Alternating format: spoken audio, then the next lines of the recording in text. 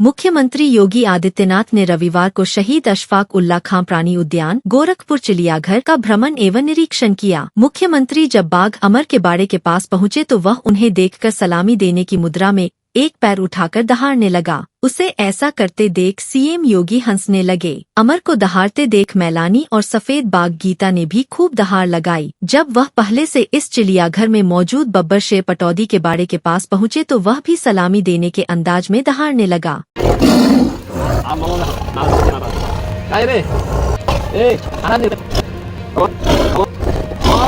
नहीं नहीं नहीं नहीं ये आराम तेरे